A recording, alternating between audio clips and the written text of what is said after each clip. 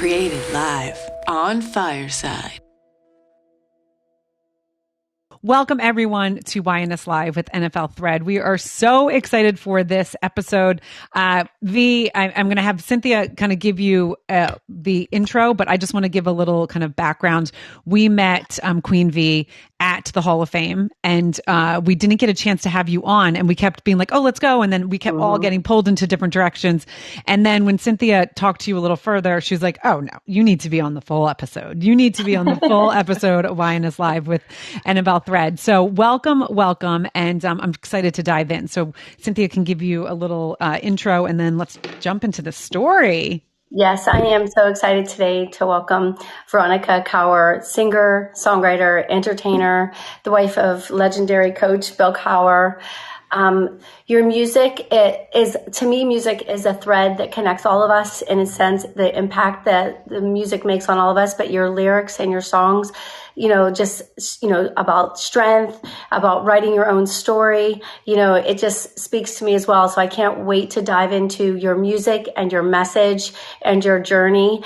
And thank you so much for coming. It was really fun how we met because it was at the Hall of Fame. Yeah. And I was asking you to come on to the podcast. And then when I realized it was you, I was like, you have to talk about your music. This is the very premise of everything that I love about women in the NFL and women in general, is just to support each other, promote each other, and talk about all the amazing things that we do. So welcome, and thank you for being here today. Oh, thank you so much. Well, first, let me say thank you to both of you for taking the time to do a full episode. And as you mentioned, I was a little bit nervous at the Hall of Fame. I'm still relatively new to NFL culture, even though my husband and I have been married almost 10 years now. But there's still the music world and the sports, especially the NFL world, are just very, very different. Which I'd love to get into some of that with you at some point. But it is a privilege to be here, truly, and an honor to just share a little bit of my journey. Where should we start?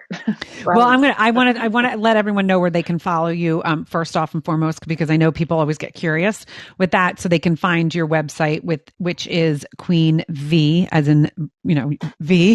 Veronica. Victory. I was going to say Victoria, but I was like, that's not, I knew that wasn't Just your name, Victory. But I was going to say Queen. We'll go with Victory. Yeah. Veronica.com. And they can find all your music there. They can also find you on all your socials. I mean, one of the things that I would love to start with, because I think it's so important. We talk about this on this podcast, but really in life, stories connect us. And when Cynthia and I started this part, she's had Thread for many years. I've had my podcast for many years. But when we got together and then realized how we both have the same kind of heart in sharing, we love to hear other people's stories, because stories help other people either heal, they connect, they just do. It's bigger than kind of what we all really can think, because sometimes you'll have someone come up to you and be like, I listened to this episode and I heard this story and it touched me in this way. It brought something to my heart, or it brought something out. And we don't always think that. And it is important, because that's how I lead. I lead listening to other people. It doesn't matter if you are a janitor or a CEO, a professional athlete. We all have stories. We all have our trauma, big, small, and just sharing and talking, get people thinking. And so that's why I'm really excited to dive into this. And how we always start is a little background. So if you can kind of just share up where you grew up and a little bit about your upbringing, that would be a great start. Sure. So I was born in New York City. I grew up in Montclair, New Jersey, just like a half an hour outside, and was immersed, in music growing up. I was very shy about my songwriting, but I, started piano when I was 5, and we had all different kinds of music going in the house. My father's side of the family is very musical. Played sports growing up, wasn't very good, but I loved the teamwork element about being on a, softball or soccer team with other girls, which was very impactful for me. And then went to college, started my first bands there. And once I graduated, I was faced with the situation, well, I can either, do this diplomacy, sociology, UN thing that I want to do. I speak some languages, or I can go for music. and devote my life to rock and roll, which I already had. And the music won out because, the bug had bitten me very young and I never stopped. And I just felt it was a way where I would be more useful. I could contribute more in connecting with people and just trying to, spread the message of, some values of, heart and soul. We can get into all that a little bit when we talk about Bridges trilogy. But eventually, being in a band and the democracy of the band wasn't for me. I had a very clear vision of what I wanted to do, sonically, lyrically, image-wise, and Queen V was born. It was a way for me to empower myself, to stay as an independent artist, which I have been my entire career. I never signed with a major label or anything. The name Queen V was a way for me to really rise to the occasion, to be the best I could be. And also, I didn't want to just be Veronica Stigeler, like singer-songwriter. I wanted to be like Joan Jett, Freddie Mercury. I wanted a cool name, something that would just like make me feel like the superhero, so here we are, 3 decades later, still going. I love that. So that's a nutshell. Yeah. Yeah. I mean, and one thing that I think is always fun, and this is why we always kind of ask a little bit about the upbringing, because it does paint a little bit of a picture. So I lived outside of Philadelphia, but in the Jersey, in South Jersey. And then my probably 15 years, I raised had kids, but I was in New York City. So I can picture both of those things. And so many people listening can be like, okay, I know Montclair, I know the city. So I kind of know and feel a little bit about where you were. They can kind of picture it. And that's such an important thing when you share stories. When people can picture in their own mind, like understand a little bit. Okay. All right. I see this. And I love that you said that your dad was into music, because it always fascinates me. We were always very into the sports world. We were not very musically inclined. So it was something that we pursued. And then when you said you spoke languages, then that fascinates me with the brain, because the brain and music and languages, there's such a connection there. So were those things, did they come easily? Is that, you also loved it, but I always get fascinated when things that we're good at, we kind of go towards, right? You said sports, you did it because you loved that teamwork. Right. But you didn't find that you were as successful. So as you were diving into the music, was it something that was like, okay, this is what I'm good at. This is giving me confidence. Is that what drove you first, or was it something different? I think I took to it pretty young for sure. But, I would go to these concerts when I was, a little kid, and all throughout my teens, and I would just weep seeing these people on stage, because I wanted so bad to be up on stage and connecting with an audience that way. It might be hard to believe, but I'm pretty much an introvert. And it's just a great way to connect with people and to really be open and honest and truthful, because, you can't lie when you're on stage, right? You have to, it's the most punk rock thing you can do is tell the absolute brutal truth, which has been one of the axioms that I've had in my music, my entire catalog, is just tell the truth, whatever you do, just open. But I do think that the more that I invested in my career and did the work, the more rewarding it was. And so it was just sort of this, self-fulfilling sort of engine that propelled me forward. But the languages, I'll tell you about the languages though. So I'm first generation American. My mother is French Algerian, French Jewish Algerian. So I grew up bilingual, French and English. And my father is Swiss German, emigrated from Switzerland. So there was always a lot of languages around. And then, taking Spanish was a breeze because I could speak French. So it just all sort of was there. So, and like music, or sports, when you learn something when you're young, it never kind of leaves you. It's still in there somewhere. So I have a question, V, about your music, and especially at a young age. It always fascinates me, musicians, and between the music and the lyrics. And I know that rock and roll, is such a message, and of course, and so are all the sound of rock and roll. But what is your passion first? Is it the lyrics? Is it your message? Is it what you want to speak on, or is it the music? That's a great question. It depends. And it is changed over time. For example, when I was young, I really paid attention to how the music made me feel, whatever the music was. I mean, I still feel that way, but that was the primary driving force, right? And then once I picked up an electric guitar, it was all about writing riffs, you know. I mean, as you can see, I'm in my den here. But then, um, you know, around 10 years ago, I decided to dial back the distortion, started writing on acoustic guitar and piano again. And that's where the Bridges trilogy came from. And I really started paying more attention to more personal lyrics, which is something I had not really shared before. Of course, there are messages, you know, there's always a message, there's always a theme. But I think with the Bridges trilogy, I really just wanted to get as personal as possible and kind of mine those, you know, songwriters from the 70s, you know, and how they were just so earnest. And like some of it, you're like, oh, that's pretty bold to be that honest. But it was the most, again, the most truthful thing I could do is just speak from the heart. And, you know, and that's when Bill and I came together, and then I started writing love songs, and well, here we are. So I love that I love that segue, because I was like, oh wait, I have so many questions on. I love Cynthia. I love that story. That question. That's such a great question. So I'm going to do kind of like a double question, and then Cynthia, if you want to jump in. But so because I was going to say, are your songs written after anyone? Like, so I listened to Honest, and so like for instance, is that.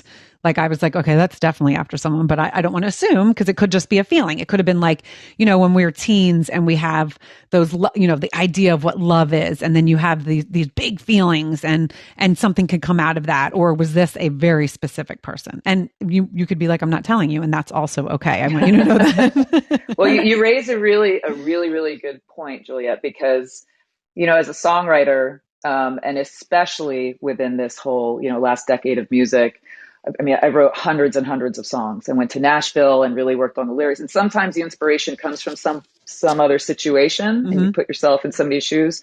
But for Honest, it was a moment, I will tell you, in 2012. And Bill and I were at this it's literally the lyrics in the song. We were at this black tie event, and we were just looking at each other. And I was like, and that was the moment that I knew. I was like, this is the person that I want to spend the rest of my life with. And can we get out of here so I can tell you that? I love that. And I felt that. Like, it's so funny as I was listening to it, because I love music. I'm not musically inclined at all. I'm kind of probably tone deaf. Like, if I sing, it's like, oh, that's scary. And I have no sense of it, but I love music just because of the stories behind it, right? And the feelings that you get. So as I was listening to that, you really I felt you.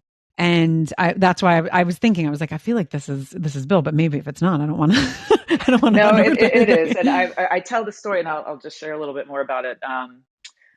I was, you know, Bill and I were with a few other couples, and we were talking about that moment when you knew, and I just started to get these lyrics in my head, and then, you know, everybody went home, and I stayed up for another couple hours just writing these lyrics, and I got together with. Another songwriter, Billy Dean. He's like a big country star. And I said, Billy, you got to help me here, please. I would like to write a song that sounds like James Taylor and Carole King were hanging out with Sade in Paris at a Keith Richards expensive wino show. And he just started playing the riff. And we were in Nashville at the Hutton at the recording studio. And he just put down this rough guitar. And that's the guitar you hear on the recording, just so like this. Cool. So that's so cool. Yeah. So that gives me chills. Magic. I love that stuff. Magic. I don't know how it happens. Wow. It's rewarding on so many levels, because it's rewarding to be able to articulate what you're feeling in your heart and share it with others, and for them to kind of connect with it, because they're like, this is what I'm feeling. And so I love the song because I feel similar. It's rewarding to collaborate with other artists to get the sound you're looking for, you know, so it's just such a talent, such a blessing that you can. I just feel excited for anybody that can't go to sleep at night because they're on a project. I just think it's so exciting, and you're, you know, I don't want to say lucky, but you're using your talent. So it's a good thing. It's a blessing, and you're using them. Listen, I'm grateful every single day that I feel this, that I'm able to do it, that I, have made the choices that I have to invest in it, invest in myself. But what I'm even more grateful for are, people who connect with it and respond and who appreciate it. And because, so for me, so Bono has this great quote in his book Surrender. It's, as songwriters, we write the songs we need to hear, right? Mm-hmm. So these songs, this is what I need to hear in my head when I hear all this music in my head. But really, it's the sharing it and wanting to connect with people, which is why I put out records, which is why I get up on stage. It's the same. It's threads, right? And all these moments of connection. And that's also why the trilogy is called Bridges, because it was not only transitioning from one part of life to the other, but building bridges, obviously, between myself and the outside world, between you and anybody else out there who's listening. So, oh my goodness, building bridges is fantastic. I love that. I want you to really talk about bridges. I just feel that there's so many correlations. Like, Juliet, you're such a storyteller. It's all about the story for you. I know you're about the lyrics. You're all about the lyrics. And here you're writing music, like the title, Write Your Own Song, Write your song. It's the same thing. It's like, write your own story. What is your story? What is your song? And then, strong, honest, like these are all things that just completely, this is why I was so excited to have you on. And then bridges, to me, like transition, I talk about transition from in the league for the NFL families, but transitions across the board for everybody. And I'm excited to hear about your particular reason for wanting to build a bridge, help people realize that they need to build a bridge. What is bridges for you? Ooh, that's a big question. Well, I'll say that, this trilogy started as, again, I wanted to write this other kind of music, wrote the songs in New York for Bridges Volume 1, took the music out to LA to record at the Foo Fighters studio with our guy, John Lusto, producer, and had this great experience on this board and the soundboard, which was from Sound City, where Fleetwood Mac recorded on and Tom Petty, and so you feel it in the room, right? Right. And people told me, well, if you really want to get into songwriting, really dig deep and roll up your sleeves, you need to go to Nashville.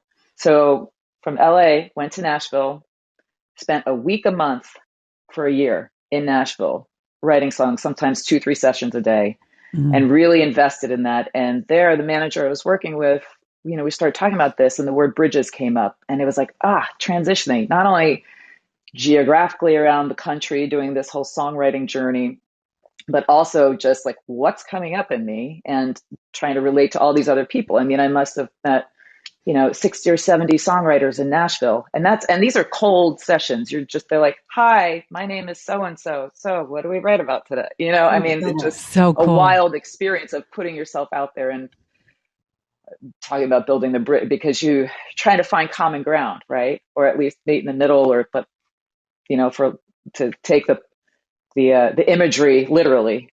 But from all that work in Nashville and Volume 2 and the beginning of Volume 3 and all the songwriting, I really wanted to bring it back home to New York, which is why the rest of the album was recorded here in the city. But when it came time to write the title track of Bridges, because you have to have a song called Bridges if you're going to name the trilogy after. And I just I mean, you have to do that. It's like Thriller. They're like the Thriller album. You need the song Thriller album. Right. But anyway,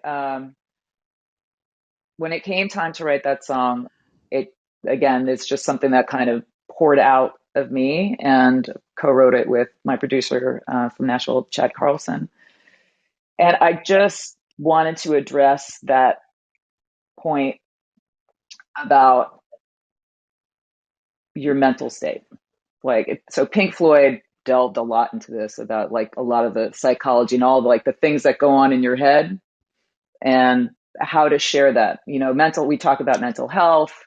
I know it's very important to kind of be right with yourself before you can connect with other people and know where you're at, and mindfulness, that's a big subject these days. So it was something I delved into and really wanted to express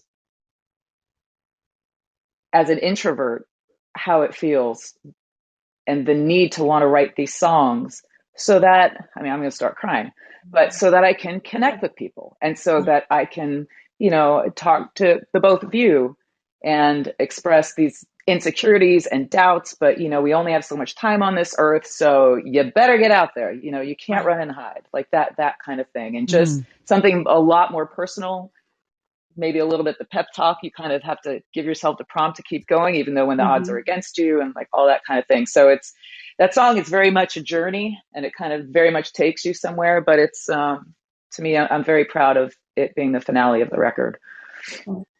That's beautiful. And I mean, I know, so, I know that you recorded in LA. I know you recorded in Nashville and you recorded in New York. And I think that's so beautiful how you stated that, it's something, it was a healing. It sounds to me like it was healing for you. And I mean, I think that with so many things that people in this world lose sight of is that creative outlet for healing. Or finding that thing that actually can heal you. And it doesn't mean you have to be great at it. It's something that you have to find. And I talk about this all the time because I think so many, women, whether you decided to stay home and raise your kids, or you decided not to have kids and or you decided, to stay at work and do all of it. There's a time in your life where you kind of lose sight of like, okay, whoa. What have I done? Where am I going? And what am I meant to do here on this earth? And it doesn't matter how confident you are, how, self-confident, or how self-conscious you are, but we all can have that little time and we all can kind of remember when it is. And I think it's so important. And also for men, because I think it's not talked, it is being talked about more for men, but, just here for the collective of us women, it is so important to find that I call it the creative outlet. And Cynthia knows the story, but so I'm dyslexic. So when I was in school, there was this time when I was in third grade that like everyone went to gifted and talented and except me and the troublemaker, we had to go to special reading. But I know it was like, oh, what am I doing? But I was like this happy-go-lucky kid that was like, okay. However, that day, because when they came back, they talked about all the art and creative stuff that they did. And I gave myself that, oh, I'm not creative. So literally for years, and I'm a very confident person. Even though I struggled there, I played sports. I had a lot of friends. I was that kid that could bounce back to things. I failed a lot, but I was like, okay, let's just get it back up.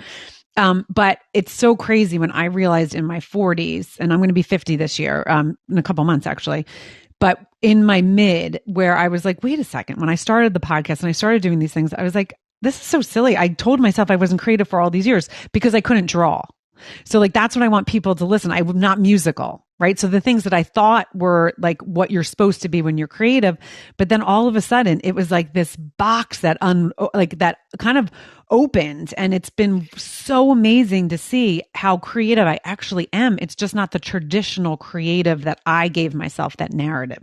So I always challenge people to go find that thing that you just, it's like your comfortable space. It's this thing that just kind of, again, unboxes you. So I love how you said that, how you shared that, but all of those different places, Nashville, New York, LA, I love how you said you brought it back to New York because that was like your roots. Like that just also does the thread of the story, right?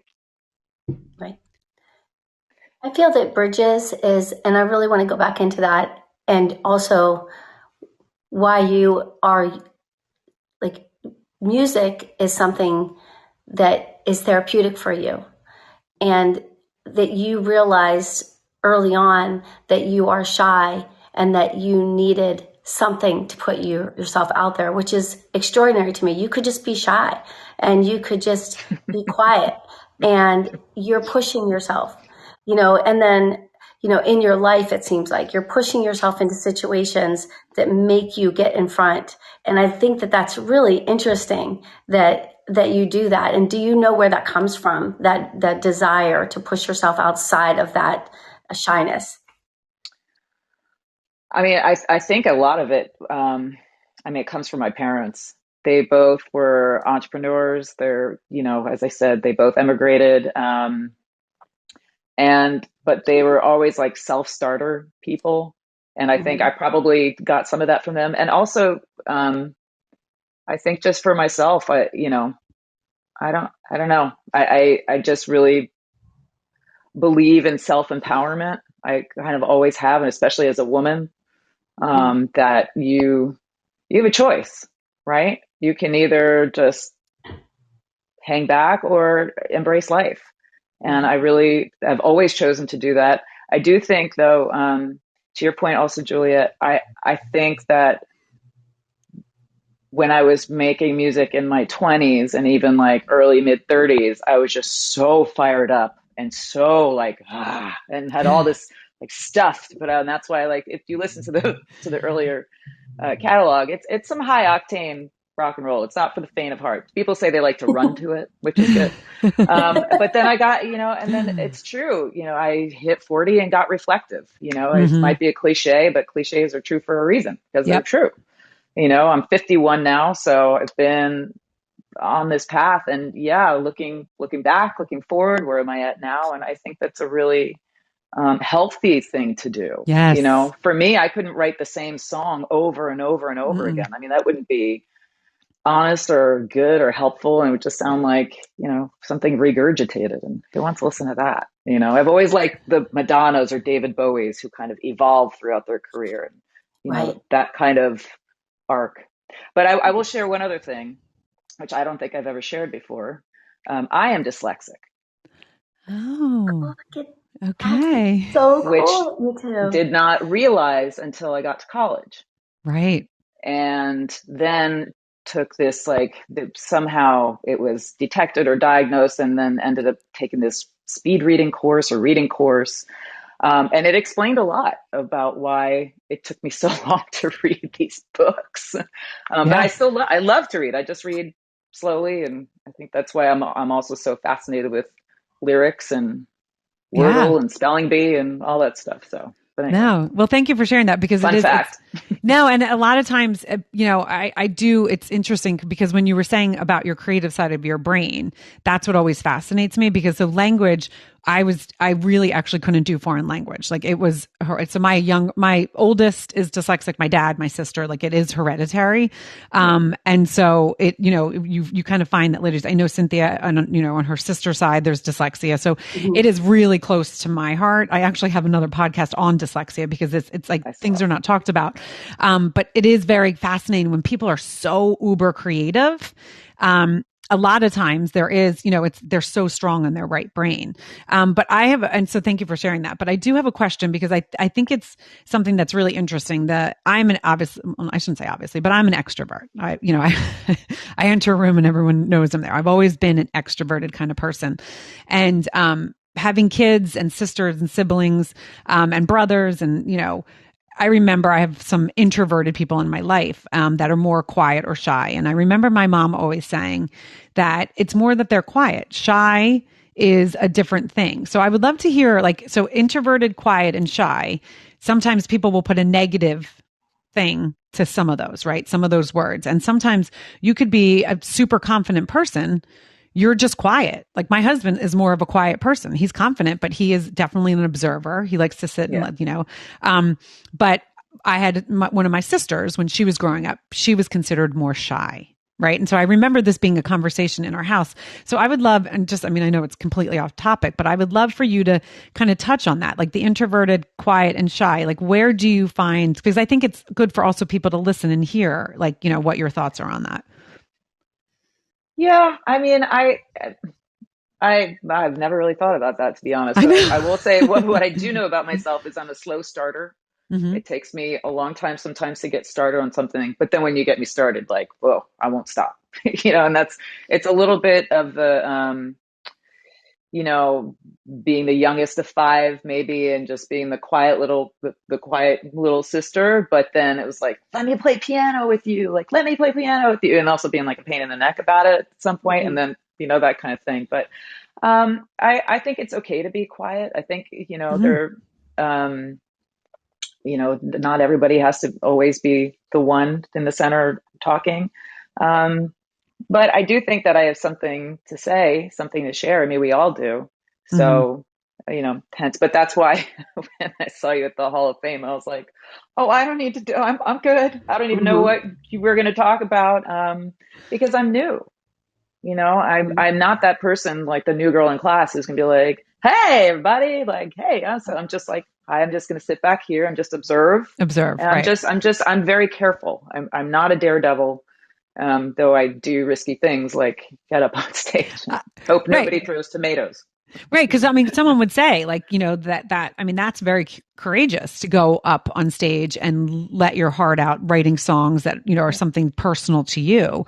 So I always find it fascinating how people interpret things, right? And what is important. And I wouldn't say the word important, Question. but how people kind of put themselves out there and think, because it is, others would look at you and be like, well, I would never get on stage. I could never have the balls to do that. I mean, you also clearly have a talent, and you're confident in that talent. So, I mean, I think that's something that is different. And I think that's something people can think about. And that's where it's like, you put yourself out there when you have confidence.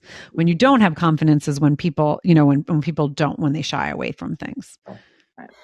Well, to me, the message also is that, now I'm looking at two aspects of your personality. One is that you are, pretty much have offered up that you are more of an introvert when it comes to that. And even when we met, it was definitely clear because I want to share the story, and that at the Hall of Fame, where it's a luncheon with all of the Hall of Fame women that are all there. It's like such a beautiful group of women, also dynamic and also different.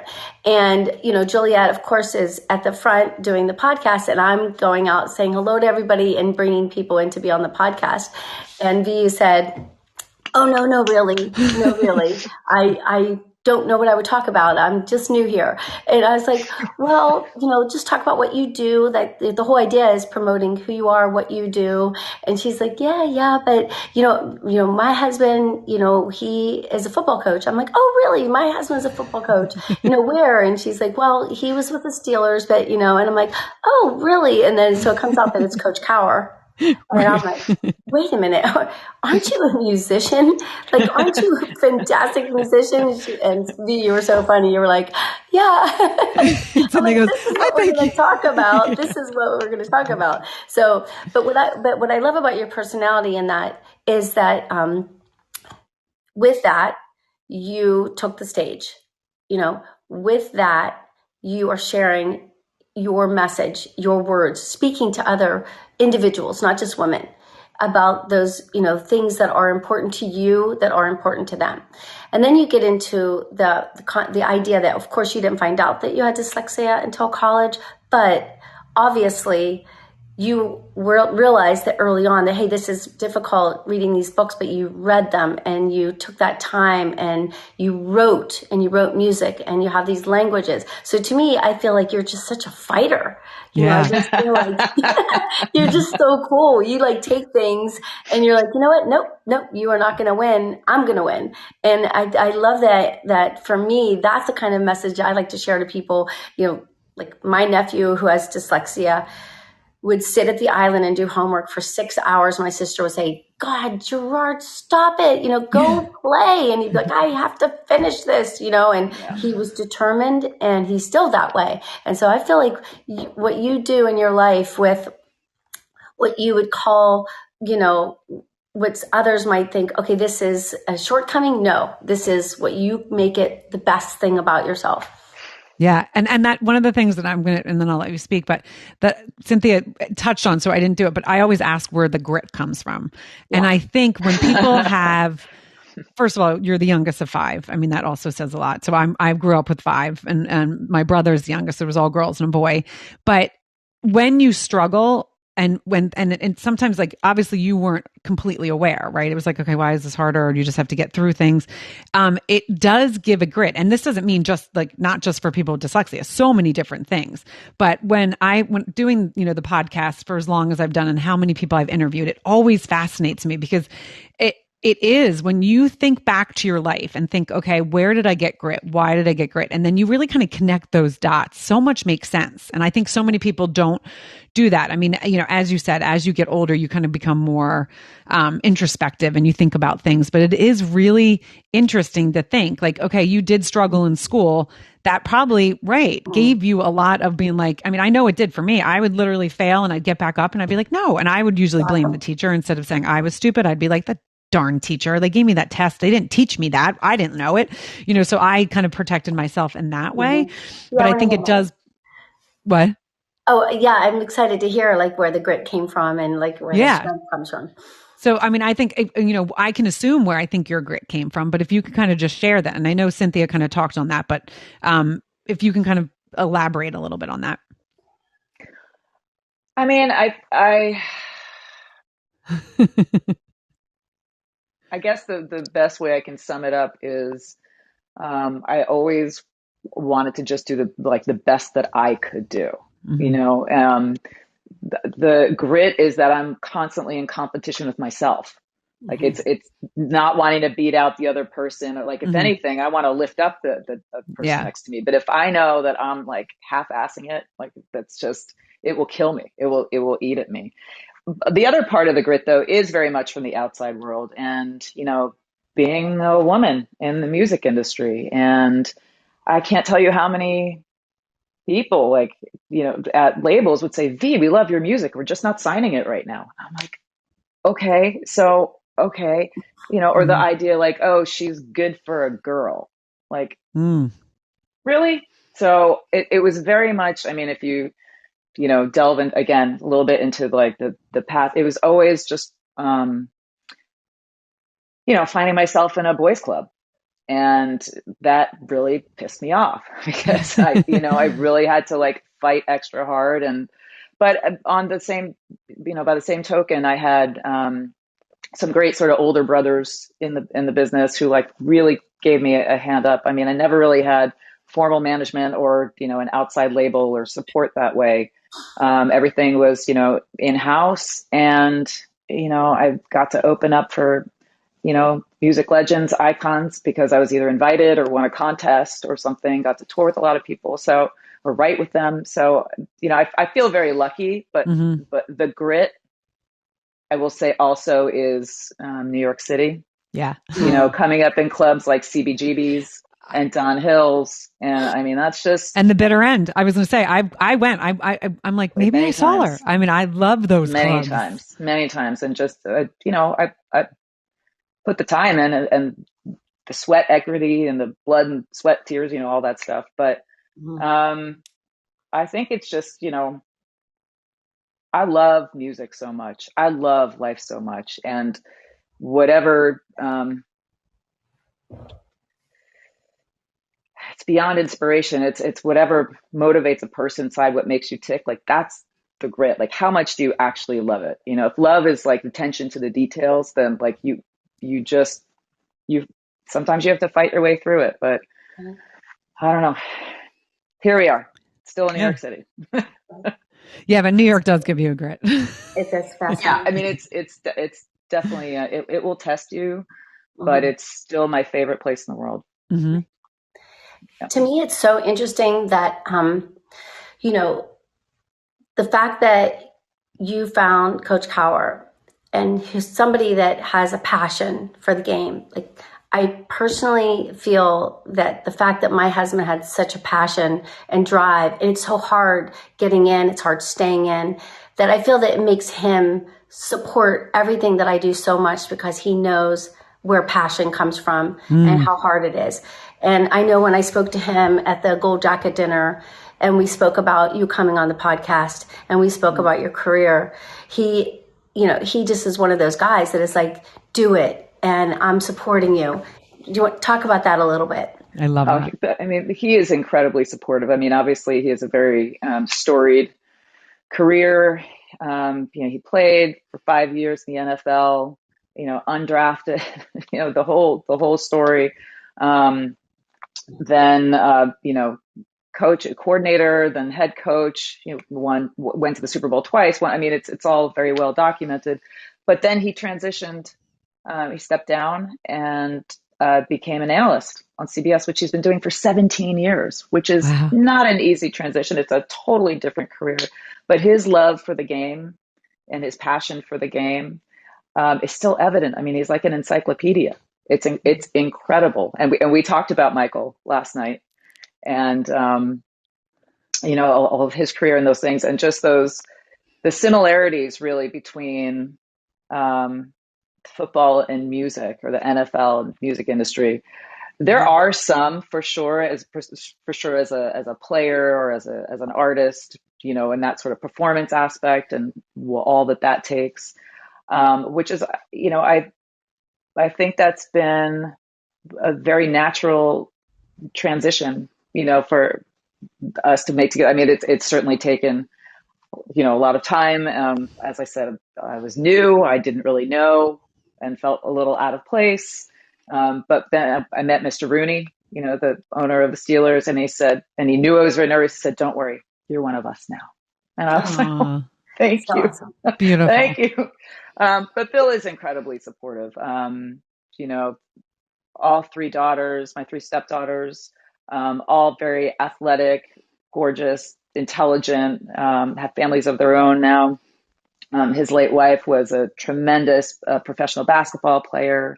So there's a lot of, he calls them the women in his life, which are, and he's an incredible father. He's my best friend, and we've had a blast doing this all together and just really, encouraging each other. And as I said, I love sports. I grew up a Jets fan. Don't hold it against me. Yeah. No, I love it. No, I know you do. And Bill loves music, so we get to, enjoy both aspects of that. And I also love bringing the music into, whether it's a national anthem, like at the White Sox Yankees game, or, performing in Pittsburgh at Celebrity Care Fest alongside many of the Steelers, and, raising money for local charities there. And last summer performing with Lou Gramm and the Temptations and the Jacksons. I mean, but this is, more territory where sports and music really comes together, and it's just a beautiful thing. Yes, it's a beautiful combination, and it's just, we were talking before, like all rock stars want to be football players, or athletes. All athletes want to be rock stars. It's just it's a given, and I know in my own family, a lot of people ask, because both my boys played and my husband. It's like, it's all talk football, right? No, it's music. Music combines my family, my boys, and my daughter. They'll go out into our little winery and sing all night long, just sing to the microphone. Like, we have a microphone. Like, we've gone into Peppermint Studios in Youngstown to record, because they just want to feel that, and they love it. And it connects them. Always lyrics, between Eddie Vedder and the Boss, Axl Rose. It's like, for them, that's what connects them most, is the music, not the game. And I always thought that was really fun. And I always loved that because I knew they'd have it forever, It's so special. And it's so funny because as I said, I love music, but my husband is a huge music, like U2, Foo Fighters. Like, he, when the kids were little, he would make them every time when they turned 5, he would make them their own playlist. And it was like Montgomery's playlist, Truman's playlist, and Penelope's playlist. And it was always like songs from all different things, but all songs that were like, some of his favorites. And then if he worked outside the home, and he was in the city when we lived in the city, but he didn't get home until 8 and the kids were already asleep.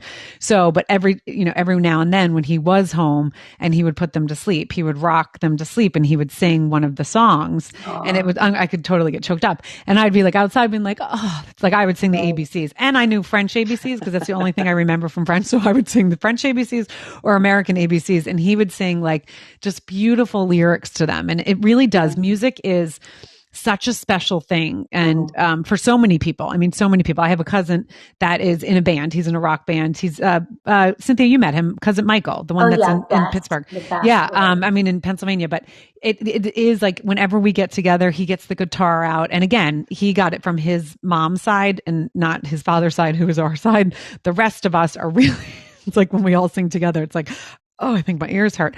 But it just brings like a feeling out in you that's so, so special. So I do want to ask, and I know you've been in so many different things, you've performed with so many people, but like I want to ask you a question on the spot and like the first thing that comes to mind. Like, so I don't want you to give like a lot. Yeah. Clear my head. So just a moment that you can think of right now that is like a moment that was just an amazing moment in your life. It could be tiny, it could be huge, just like in your music career. I'll give you two off the top of my head. I love it. The first one I will say was opening for Bon Jovi at the Meadowlands Arena in 2005. And, you know, I'm still like fledgling going through all this, but to be in the arena on stage, like opening up for Bon Jovi, who's obviously like Bon Jovi, but like legendary New Jersey, like to do it in New Jersey in the arena where I saw my first concert. Oh my God. It was just one of those like, this is bananas. Like, what am I doing here? And it was sort of this out of body experience. And like, I don't even know if I don't think I performed extraordinarily well, but I mean, I made it through. Right. It was my first arena show. So it was just huge. Oh, I love all of those things. Head exploding. And then the second, I will just say something a little less bombastic, but very meaningful to me. The last show that I performed, my summer soiree at Rockwood Music Hall, which is, you know, a small club downtown in the Lower East Side of Manhattan. And to be back on that stage, you know, 8 or 9 years later from the first time I performed at Rockwood, and to have written this trilogy and recorded it and performed it and everything, and just to see, and there was just this energy, this palpable energy in the room that night. And and at the end of the show, when we performed Bridges as the song Bridges as the finale, it was just like mic drop, like I'm done. Like if I never get on stage again, like I love that. I said it, I love it. And I love that. We'll see what's next. We'll see what is next. So that's incredible. Like, for me personally, very fulfilling. Incredible. Okay, so now I have to ask both of you, and I'll share too. What was your first concert? Oh boy. Culture Club. Mine was Culture Club. Okay, I love that. Mine was In Excess. Oh, that's a good answer. Mine was Eddie Rabbit. That's also a good answer. Yeah. Oh my God, I love that. And you know, and so again, this is like, it's so fun because everyone remembers their first concert. Like, so my husband again takes the kids and does things. So his first concert was U2. Both boys' first concerts were U2. And then he took my daughter to Taylor Swift, and he was like, don't you want to go? And I was like, I love that the music, like this is a memory for them to have their first concert with their dad is just something I think is beautiful. And since you did it with the boys, I want you to do it with her. So I did not go to Taylor Swift, even though I really like Taylor Swift, but I was like, you go. They went to the one in Nashville, the one that Thunder and Lightning, and almost didn't happen. So it was like insanity. It was like, you know, I mean, she saw probably 14 panic attacks around her and was like, this is crazy. I mean, it was crazy because they were so stuffed in. So the experience on top of each other, but everyone remembers that first concert and that first feeling of just being like live, with your eyes, right? Meatball eyes, you know, like just those eyes that you're like, holy crap. Wait, so I missed your first concert. I didn't hear what you said. Let me specify here. So my first like concert, like in an arena, was at, you know, in the Meadowlands, but it was Culture Club. Culture Club. Yeah. Culture Club. Right. But my first come on. Yeah, exactly. You know, 8 years old, whatever. But my first like stadium show, I was 14, and it was in Switzerland at an open air soccer stadium, like one of those big festivals. My older sister took me, and it was U2 on the Joshua Tree tour with the Pretenders and Big Audio Dynamite and World Party. It was one of those shows, and I'd never been like pressed up to the front before. And it was just the most intense atmosphere, and like, you know, European like punks, right? Like the whole thing. I was like terrified, but enthralled. And then it started to rain, and people kind of like chilled out a bit. And then U2 came on, and I was just like, again, like just sobbing. U2 is probably the band I've seen the most in my life. I think I've seen them at least 10 or 12 times. Yeah. I mean, huge. Wow. That's a lot. Influence for me. Yeah. Did you see his one-man show, Bono's one-man show? I didn't. I read the book, Okay, so I which I saw that. loved, Yeah. which I loved. I've seen, well, I heard him speak Okay. about it during that time, but no, I Yeah. never made it to the Beacon. But you loved it? Oh my God. I mean, tears. Yeah. It was so touching and so like again, you're just like your mouth's open and you're like, what am I experiencing? It was so moving. It That's really great. was moving. It was really moving. That's cool. That's I fantastic. think they filmed it. I think I you'll be feel able to like watch it. yeah, I feel like that they're going to put it out at some point. I do. Yeah. That'd be awesome. I have three friends that follow you two across the country. That's what they do Oh, Jackie. together. Nobody else is invited. It's just Redhead, Jackie, and Duns, and they've been all across the world. And I think he's coming to Vegas soon, and they're going there too. And yeah, so you two has been in our lives like forever, and because of Yeah. them, and of course because it's you two, and they're fantastic. But I Right. do love that band, and I love and his lyrics, his music, and I always love that Bono always says that he had to write his own music so that he could sing his own music, like because Hmm. his voice is a certain way that he knows what his range is, and that was the main reason. And Yeah. I always loved that when he said that, because his message from the beginning, from Joshua Tree on, to me is always just, he's such a civil servant, and I appreciate that Yeah. they're not political, they're just about human rights all the time, and that's why I love you too.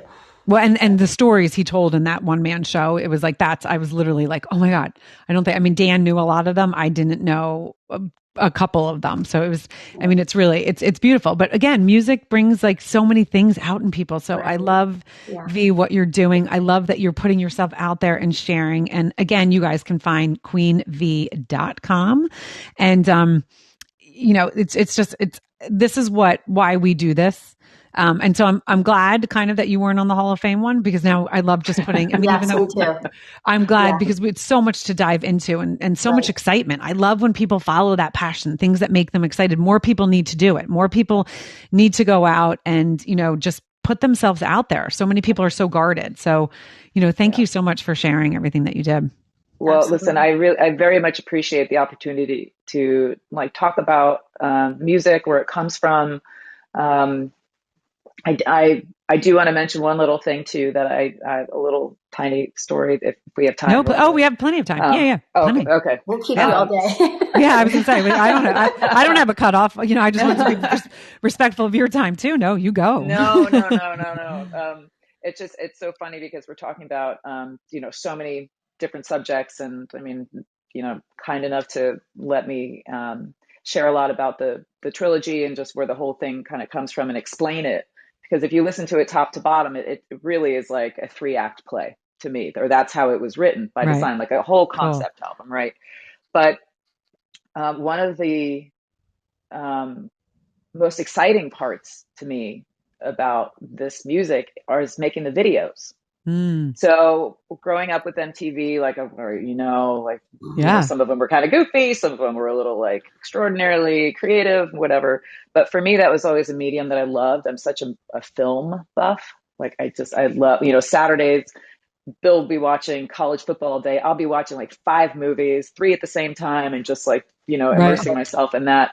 And so we've made several videos for the trilogy, but the latest one that we made is for the song called Write Your Song, which is actually a song I wrote for my father and telling Mm. his life story. Mm. Oh, Um, and we shot it at Ellis Island Okay. here So in New York yeah. City, and got wow. like the federal permit and everything, and were able to create this mini movie. I call them shorts. Hmm. But it's basically just a retrospective, sort of a legacy eulogy piece for my father, who, as I said, emigrated and integrated to be an entertainer, and then was called to service, and then served in the Korean War, and then transitioned into the corporate world, and always played, but never really went after it as an entertainer. And he asked me to write a song for him, which I Oh, started, beautiful. but I didn't finish it while he was still alive. So I come to finish it, release it. And now we've made this video, and you'll see some of the images of who he was, of myself and my father growing up. And I have the chills. I have the chills. And they can find that on really YouTube, special. right? Well, Yep. it's not released. The song is out, but the video, we will have a premiere event in New York City this fall, which I'll be able to share more details. You can check at queenbee.com, but it's going to be a really special event with a premiere screening and a live performance. And so I'm very excited, beautiful. Very proud of these, the teamwork. We have a great team, 2 directors, Atoje Abbott, and Jeff Masillo, along with our assistant director, Ed Martin. And we've just collaborated on this fantastic project. And I'm very, very proud of that. And just the images that we've been able to put out. So oh my gosh. It. But so that's why everything can be found on your website. So that's like a good place to find that. Absolutely. For you to complete that, especially the fact that your dad asked for that, which probably made it even more difficult, because then, you have the serious expectations for yourself to put something that, to tribute your father, which I can't even imagine, doing that. But I feel like, putting it into words, because there's so much emotion when it comes to that relationship. So for you to finish it, and I'm sure you feel so good in your heart about that. And I can't wait, having lost my own father, I can't wait to see it, to connect with that idea of, leaving something for your father, like a legacy, like a song, is just incredible. Oh, it's beautiful. Mm-hmm. Thank you. Yeah. It's beautiful. Thank you. And definitely when you do these, this is where, you bring in the NFL family. When you do these type of premieres, you please let us know, because there's so many organizations that we can share what you're doing with. And I will be promoting on Thread, but there's also so many awesome organizations out there, NFL family wise, like Off the Field and the women in the NFL, like everywhere. The NFL is even putting together a brand new women's community that is really all about what are women doing in the game. And so we'll just put it out there, and share what you're doing. Thank you. Listen, I'm blown away by the incredible caliber of people within the NFL. And I've certainly, I've experienced some at the Hall of Fame, but even just, over the last decade, just some of the most incredible people that I've met. Again, talking about Dan Rooney, who was the ambassador to Ireland. Oh my goodness. And, just so there's, I could go on and on yourselves, it's just an honor. I'm just so grateful to be able to have this whole other world opened up to me and be able to share that. So thank you. I appreciate it. And I'm, we've talked a little bit. I can't wait to talk more about, what else I might be able to contribute or roll up my sleeves and get involved in some of the great work that's being done out there. Yeah. And and again, as Cynthia said, I know you'll let us know, but even if we have you jump on again, just to, talking about getting ready for that or after it, we're totally happy to do that. I mean, that's amazing. And that's, again, that's going to touch so many people's hearts, because everyone has a father in some way, even if their father wasn't present, we all have our relationships with our parents. And so it's going to bring up a lot of things for people. It could heal a lot of people. It could also show, the relationship that you guys have to, again, the stories connect us. And that's what's so beautiful about living in this world. That's why it's so important. I always say, just open yourself up, because we only have one life. And when you share who you are, it not only helps you, but it also could help someone else. So again, thank you so much for joining Your Next Stop.